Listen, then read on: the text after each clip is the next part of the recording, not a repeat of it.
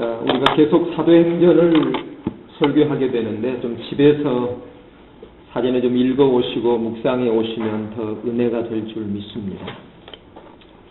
자, 오늘은 우리가 2013년 2월 첫째 주 예배를 드리고 있습니다. 우리가 새해를 맞았는데 우리가 한 달을 살았습니다.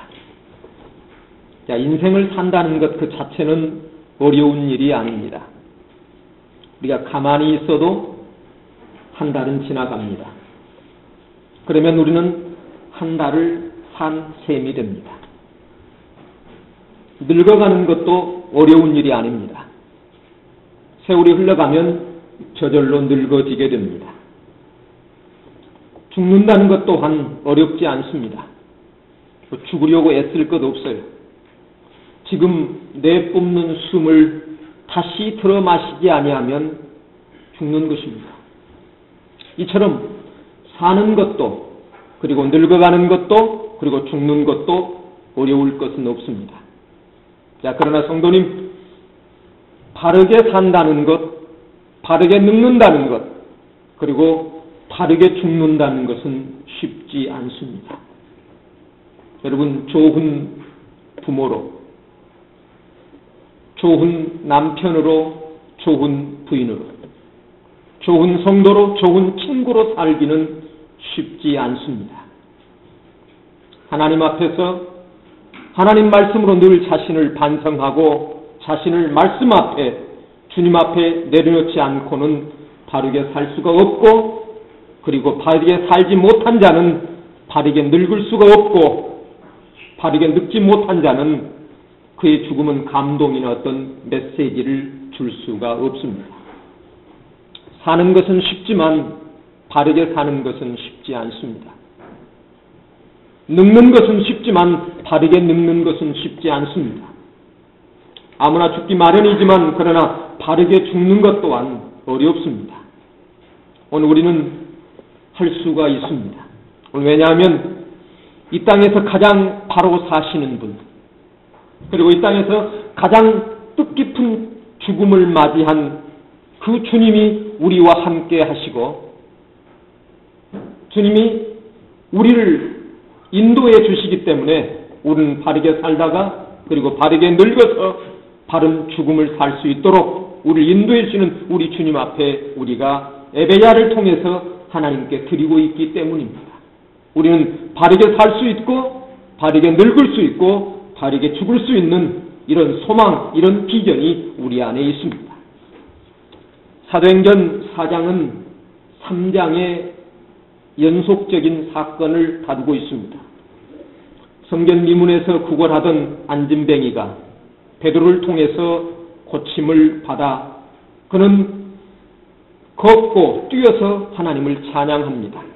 그리고 꿈에 그리던 성전을 들어갑니다.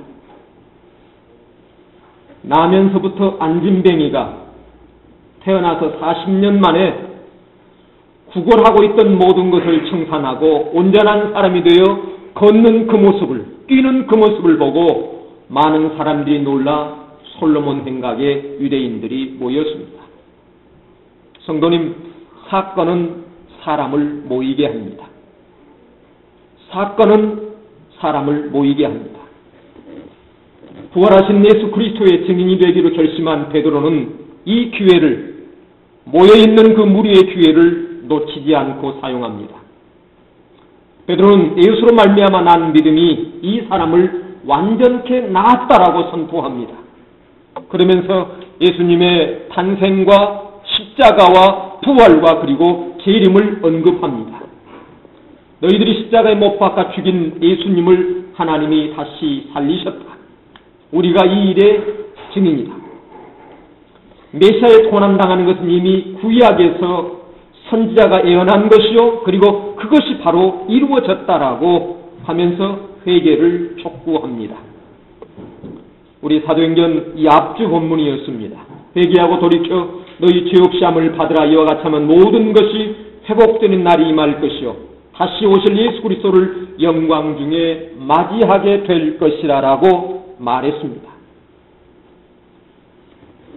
오순절 때와 같이 많은 사람들이 베드로의 설교를 듣고 마음이 열리고 회개하고 예수를 영접합니다. 예수님의 제자들은 몇 달 전에는 종교 지도자들, 공회원들에게 잡힐까봐 두려워 사람들을 피했던 겁쟁이들이었습니다. 그리고 문을 잠그고 두문불출했던 이런 사람들이었습니다. 그러나 그들이 부활하신 예수님을 만난 후에 기도에 힘쓰다가 성령의 충만함을 받았을 때에 온전히 다른 사람으로 변화되었습니다. 이제는 보냄을 받는 자, 보냄을 받는 자라고 하는 것은 사도의 뜻입니다. 이제는 사도라고 불리기에 조금도 부족함이 없는 모습으로 변화했습니다. 그들은 기회가 있을 때마다 주님의 부활을 증거합니다. 주님의 십자가를 담대하게 증거합니다. 오순절 성령 강림의 역사와 함께 출발했던 초대교회가 오늘 우리가 함께 읽었던 본문 4장부터서는 이제 박해가 시작됩니다. 무서운 핍박이 시작됩니다. 이 첫 번째가 베드로와 요한이 잡혀가는 사건입니다. 여러분, 성령의 역사는 함께 그곳에 사단의 역사가 함께 있다는 사실을 우리는 기억해야 될 것입니다. 성령 세례를 받아 성령의 능력으로 사역하는 사도들이 그 복음 전함을 통하여 많은 기적과 이 기사가 일어나면서 믿는 사람들이 늘어가는 반면에 사단들은 자기 사람을 만들어서 성령을 대적하고 그리고 하나님의 교회를 핍박합니다. 전통과 그리고 자신의 경험에 집착했을 때에 성령의 역사를 보지 못합니다. 성도님, 자기 체면, 자기 기득권, 그리고 자기의 위익을 생각하게 될 때에 성령의 역사를 경험할 수 없고 성령의 음성을 들을 수가 없습니다. 백성들은 베드로의 설교를 듣고 마음의 문을 열고 예수를 영접하는데 같은 장소에서 보고 경험했던 말씀을 들었던 종교 지도자들은 왜 백성들처럼 예수를 주로 그리고 예수를 영접하지 못하느냐는 것입니다. 사실 종교 지도자들은 그 반응은 예수님 당시 사역 때와 다를 바가 하나도 없습니다. 말씀을 듣고 주님의 기적을 보고도 그들은 여전히 믿지 않았습니다. 오히려 주님의 기적들을 오늘 또 있는 것처럼 그 기적을 부인하려고 했습니다. 이것을 보면 반드시 기적은 사람을 주님께 인도하지 않는 것을 보게 됩니다. 오늘 우리 주위에서도 그런 고백들을 많이 듣습니다. 목사님, 어느 집회에서 은혜를 많이 받았습니다. 때로는 우리가 응답의 간증을 하기도 하고 기적의 간증을 하기도 하지만 그러나 그 사람의 변화된 악습을 버리지 못하고 똑같이 사는 모습을 보면 그 기적은, 응답은 우리의 삶을 변화하거나 그리고 하나님께 나아가는 이 길이 완전하지 않다고 하는 사실입니다. 우리 인간의 삶은, 우리 인간은 참으로 이해하기 힘든 이런 삶과 그런 존재라고 하는 것입니다. 그런데 오늘 사두개인들은 전통과 교리에 사로잡힌 사람들입니다. 그들은 그리스도의 새로운 역사를 통해서 그동안에 자기가 누리고 있던 기득권을 잃어버릴까 두려운 가운데에 오늘 기적의 역사, 복음이 전파된 사실을 방해하기 위해서 이 사람들을 잡아다 지금 공회 앞에 세워놨습니다.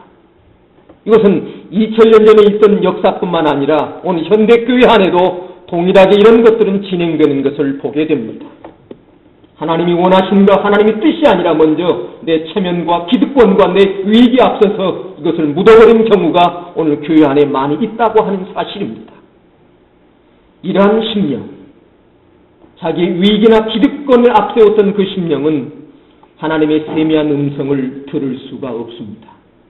그리고 성령의 흐름의 역사를 감지할 수도 없고 볼 수도 없습니다. 영적 교만으로 가득 찼기 때문에 하나님의 나라보다 하나님 말씀보다 내 자신이 너무도 크기 때문에 하나님의 뜻을, 하나님의 그 역사를 깨닫지 못하고 도리어 하나님의 일을 방해하는 자리에 서는 자가 되어버린다는 것입니다. 성령의 바람은 어디서 와서 어디로 가는지 알 수가 없습니다. 성령의 역사는 하나님의 뜻은 우리의 생각과 우리의 방법을 넘어서 일하시는 하나님이시기에 우리는 순종해야 되며 마음의 문을 열어야 합니다. 그럼 우리는 가난한 마음으로 하나님을 그리고 우리 성령님을 구하여야 합니다. 주여 우리에게 보여주시옵소서. 눈을 열어 전에 보지 못했던 것을 보게 하소서. 그리고 남들이 보지 못하고 남들이 듣지 못한 소리를 듣게 해 주시옵소서. 성령은 민감한 자로 살게 해 주시옵소서라고 우리는 하나님께 기도해야 합니다.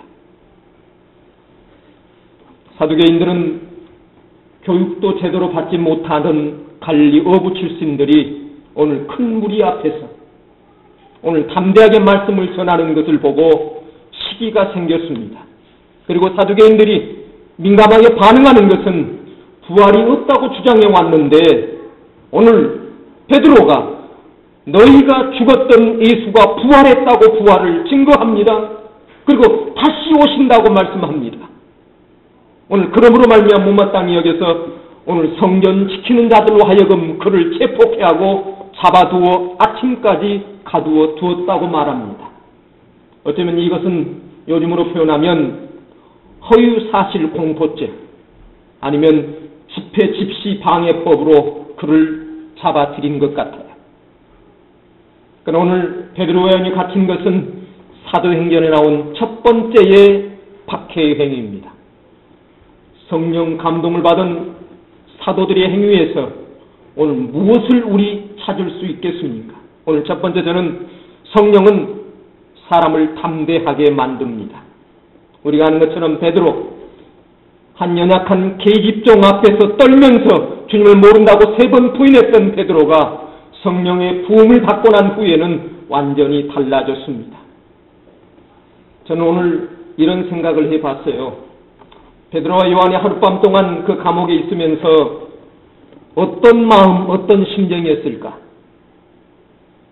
아마 재수 없다고 참 많은 사도가 있는데 우리 둘이 잡혀와서 이 꼴이야라고 원망했을까?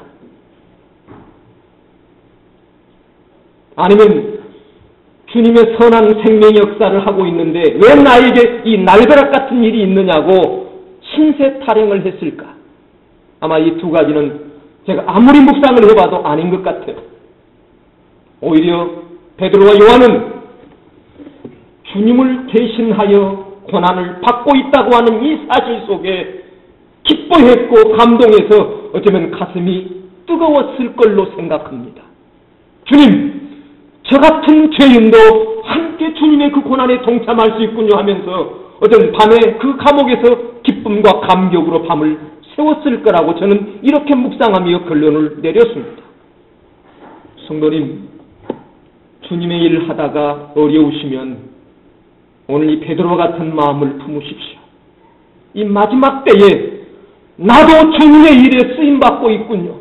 나 같은 죄인도 이 일을 할 수 있군요 하면서 함께 고난받는 일에 감격할 수 있는 20명이 되길 주님의 이름으로 축복합니다. 베드로와 요한을 잡아 오늘 공회로 끌고 갑니다. 거기에는 관원과 서기관과 장로와 이스라엘의 유력한 지도자들이 다시 말하면 권력자들이 모였습니다. 그리고 오늘 본문에 보게 되면 대제사장인 안나스와 가야바를 등장시킵니다. 오늘 여기에 모인 사람들은 아마 이스라엘의 대단한 권력층에 있는 사람들입니다. 몇 달 전에 예수 그리스도를 넘겨 그를 십자가에 못 박게 만들었던 사람들입니다. 이 사람들은 없던 일도 있다라고 만들 수 있는 사람입니다. 있던 일도 없다, 없던 일도 있다라고 만들 수 있는 이런 권력자이고, 그리고 그들은 여론을 통하여 민심을 조장할 수 있는 이런 능력의 사람들입니다. 그런데 이 공회원들 앞에 두 사도를 세워 신문합니다. 오늘 본문에서는 너희가 누의 권세로 이 누의 이름으로 이 일을 행하였느냐라고 묻습니다. 나면서 안진뱅인 된 자가 일어난 그 사건이, 그 능력의 근원이 어딘가를 묻습니다. 마귀는 이를 방해하려고 하나 하나님은 그 방해의 사건을 역으로 사용하십니다. 공회원들이 던진 그 질문에 오늘 베드로로 하여금 다시 한번 복음을 전할 수 있는 기회를 하나님은 그 현장에서 허락하십니다. 그리고 베드로는 조금도 위압적인 그 분위기에 눌리지 않고 베드로는 이미 내가 무엇을 전해야 되겠고 그리고 어떤 말을 해야 되겠고 어떻게 해야 된다는 사실을 다 알고 있었습니다. 그래서 그는 그리스도의 십자가 부활을 그리고 구원에 대해서 담대히 전파합니다. 오늘 그런데 본문을 보게 되면 신문하기 위해서 모였던 공회원들이, 높은 분들이 오히려 베드로의 선포에, 다시 말하면 주님의 사건을 선포하면서 너희가 이런 죄를 지었다고 반대로 신문하며 그리고 판결한 것 같은 이런 모습을, 그림을 우리의 머릿속에 그려볼 수가 있습니다. 그런데 우리 예수님은 이런 위험한 억압적인 이런 환경 속에서 이런 경우에 능력과 담력을 주실 것을 사복음서에서 말씀해 놓으셨어요. 누가복음 21장 이하를 보게 되면 이렇게 성경이 기록하고 있습니다. 내 이름을 인하여 너희에게 손을 대어 핍박하며 회당과 옥에 넘겨주며 임금들과 관원장들 앞에 끌려가려니와 이 도리어 너희에게 증거가 되리라. 내가 너희의 모든 대적이 능히 대항하거나 변박할 수 있는 구제와 지혜를 너희에게 주리라. 너희가 내 이름으로 인하여 모든 사람들에게 미움을 받으리라. 주님께서 말씀해 놓으셨어요. 그 상황에서 하나님이 주신 지혜로운 능력으로 능히 너희가 담당할 수 있다라고 한 약속의 말씀을 해 주신 것을 보게 됩니다. 오늘 이 사도들은 주님의 말씀에 따라서 담대하게 복음을 전합니다. 오늘 백성과 관원들아, 장로들아, 오늘 우리가 오늘 신문을 받는 것이 병자에게 행한 착한 일과 또 그가 누구의 힘으로 낫게 되었느냐는 문제라면 너희가 모든 이스라엘 백성은 알라. 이 사람이 성한 몸으로 너희 앞에 서게 된 것은 너희가 십자가에 못 박아 죽이고 하나님이 다시 살리신 나사렛 예수의 이름으로 힘입어 된 것이라라고 오늘 베드로는 그들 앞에 증거하고 있습니다. 오늘 누가는 사도행전에서 예수의 이름으로라고 하는 이 단어를, 이 문장을 33번 사용합니다. 기적을 일으킨 근원이 오늘 예수 그리스도임을 분명히 말씀하십니다. 오늘 예수님은 유대 당국자들에 의해 죽임을 당한 건축자의 버린 돌이었지만, 그러나 하나님께서 부활시켜서 너희들이 버린 그 돌이 집 모퉁이의 머릿돌이 되었다고 오늘 분명하게 그 결론을 내리며 사도 베드로는 오늘 유대인들을 향하여, 더 나아가 공회원들을 향하여, 대세상을 향하여 선포하고 있습니다. 오늘 이 주님을 우리가 함께 예배하고 있습니다. 우리가 하나님의 자녀로 부름을 받는 것은 우리가 세상의 어떤 가진 것의 조건에 의해 어떤 것 때문에 아닙니다. 세상에 살아갈 것이 많다 할지라도 하나님께 인정받지 못하면 이것은 불행한 자를 수밖에 없습니다. 오늘 베드로와 요한은 본래 보잘것없는 사람이었으나 그는 담대하게 말하는 것을 보고 놀랍니다. 오늘 베드로가 공회 앞에 담대하게 말할 수 있었던 것은 성령의 충만함이었습니다. 오늘 하나님 앞에서 나를 낮추어야 합니다. 나를 비울 때 하나님의 능력이 그 비훈 가운데 채워지게 됩니다. 하나님을 의지하면 하나님께 상황을 이기게 하시고 하나님이 원하시는 열매를 맺게 하십니다. 오늘 사랑하는 성도님, 우리 교회 속에, 우리의 삶 속에 이러한 열매들이 맺어지길 주님의 이름으로 축복합니다. 두 번째는 성령의 역사는, 성령의 사역은 헌신하게 합니다. 오늘 초대교회의 성령 충만한 그 역사의 특징이 저희가 사도들의 가르침을 받아 서로 교제의 떡을 떼며 기도하기를 전혀 힘쓰니라 말씀합니다. 사도들은 기도하고 그리고 전도에 힘을 썼습니다. 아마 사도들은 어떻게 하면 복음을 전할까 이것만을 생각했던 사람들입니다. 오늘 본문에 너희와 모든 이스라엘 백성은 알라. 오늘 이 말씀 보게 된 베드로는 그 관심은 솔로몬 행각에 모였던 사람뿐만 아닙니다. 베드로는 이스라엘 백성 전체가 다 구원받기를 원하십니다. 그들은 잃어버린 양을, 목자를 잃어버린 양같이 취급하며 자기들의 죄를 깨닫고 하나님께 회개하고 예수를 믿고 구원받기를 원하는 것입니다. 교회가 있을 때마다 놓치지 않고 복음을 전하는 것, 성령 충만함을 받은 증거입니다. 그리고 성령 받는 자는 또 하나는 다른 증거는 기쁨입니다. 그리고 밝은 표정입니다. 공회 우리 사도행전 7장을 보게 되면 공회에 잡혀온 스데반 집사는 얼굴이 천사와 같았다고 이야기합니다. 공회에 잡혀왔는데 얼굴이 천사와 같았다고 기록하고 있습니다. 또 하나는 성령 충만을 받는 또 다른 증거는 긍정적입니다. 그리고 웃음이 많습니다. 여러분, 우리의 삶 속에서 많이 웃는 자가 되길 축복합니다. 많이 웃으십시오. 그리고 많이 웃고 이 성령 충만한 자는 다른 사람의 나쁜 점보다 좋은 점이 많이 보입니다. 내 아들을 볼 때도 내 딸을 볼 때도 좋은 점이 많이 보입니다.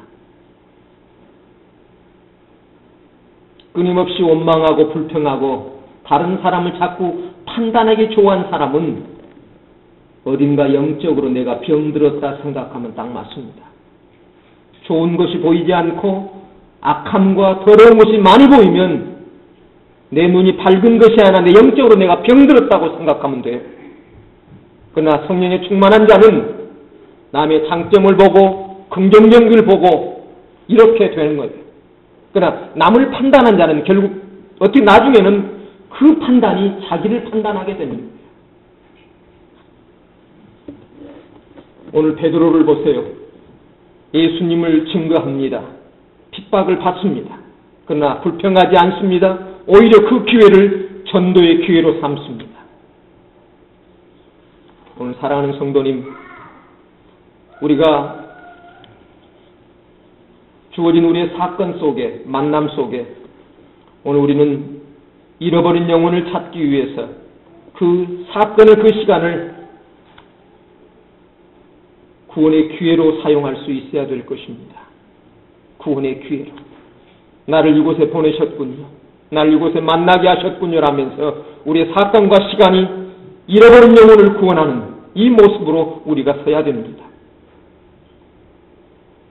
우리가 예수 믿지 않는 사람들이 내 주위에 있는데 지금 예수님이 오신다고 한다면 우리는 더 이상 전도할 기회를 잃어버립니다.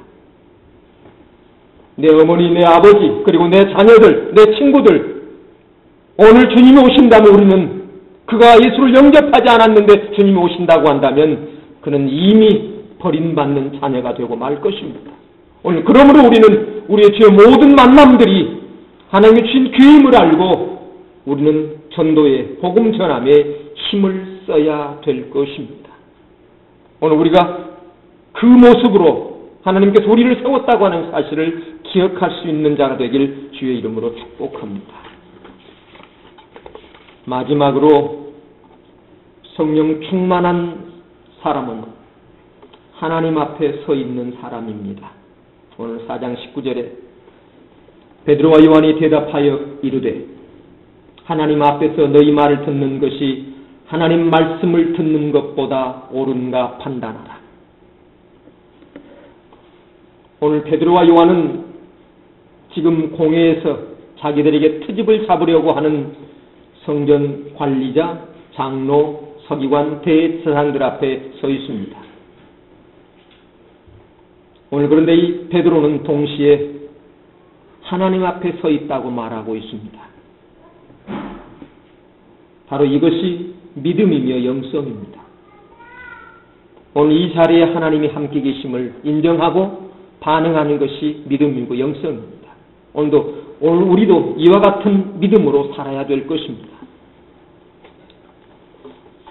아마 여러분 신학을 좀 공부한 분들, 그 설교를 좀 들은 분들은 칼바르트를 자주 들으셨을 것입니다.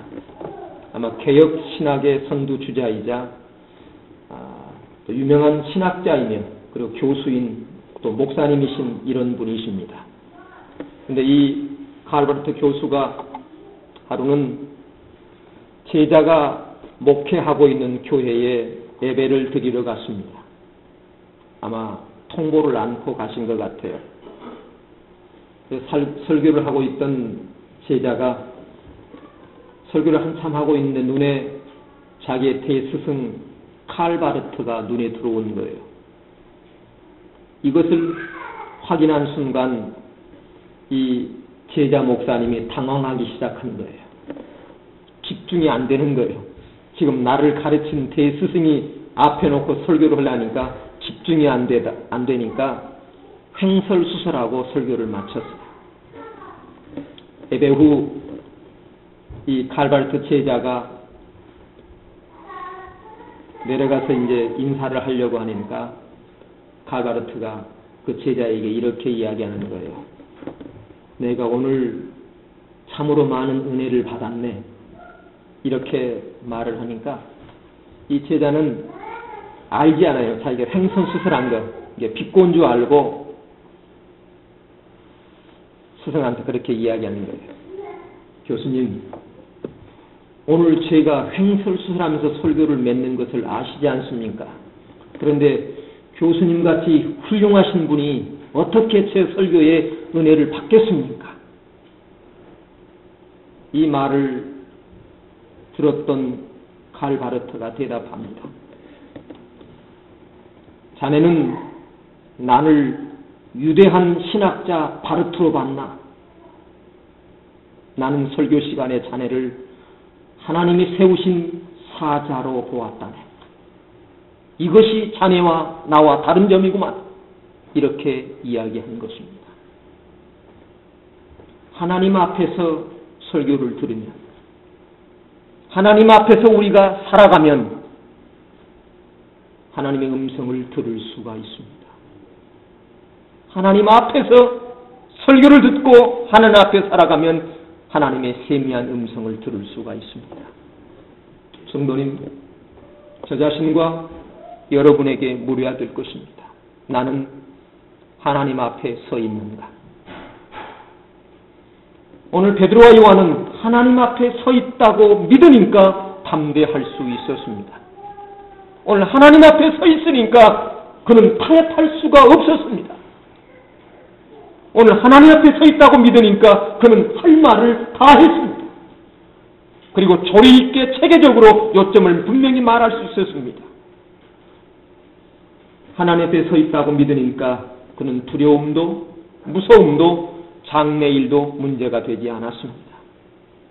여러분, 하나님 앞이라고 하는 이 단어는 라틴 말로 코람 데오입니다.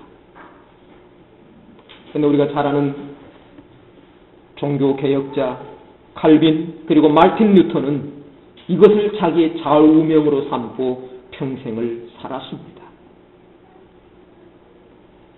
우리도 이 말을 기억하면서 하나님 앞에 서 있다는 사실을 우리는 마음속으로 계속 새겨야 될 것입니다.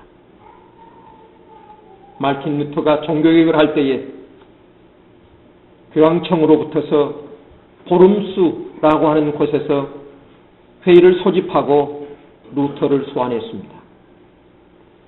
루터가 쓴 책과 루터의 성명서를 앞에 놓고 취소하지 않으면 생명의 위험이 있다라고 그에게 선포를 했습니다. 죽을 수 있다. 종교재판에 죽을 수 있다라고 선포를 했습니다. 어쩌면 이 루터의 형편이 마치 오늘 본문에 나와 있는 베드로와 요한의 형편과 똑같을 것입니다. 그런데 루터는 그들에게 하루의 말미를 달라고 요청을 했어요. 하루를 좀 주라. 내가 생각해보겠다. 그리고 다음날 다시 소환한 사람들 앞에 서서 하나도 취소할 수 없다고 대답하면서 유명한 말을 남깁니다. 내가 하나님께 내가 여기 섰나이다. 하나님이여 나를 도우소서 라고 그는 외치고 조금도 자기가 걸었던 공약과 그리고 자기의 저서를 취소하지 않겠다라고 말했습니다. 오늘 루터도 하나님 앞에 서 있기 때문에 하나님 내가 여기 섰나이다. 하나님 나를 도와달라고 이렇게 말씀했던 것처럼 그는 하나님의 도움을 받아서 생명이 유지되었고 그리고 종교 계획을 성공적으로 진행했습니다. 오늘 사랑하는 성도님, 저도 하나님 앞에 서 있습니다.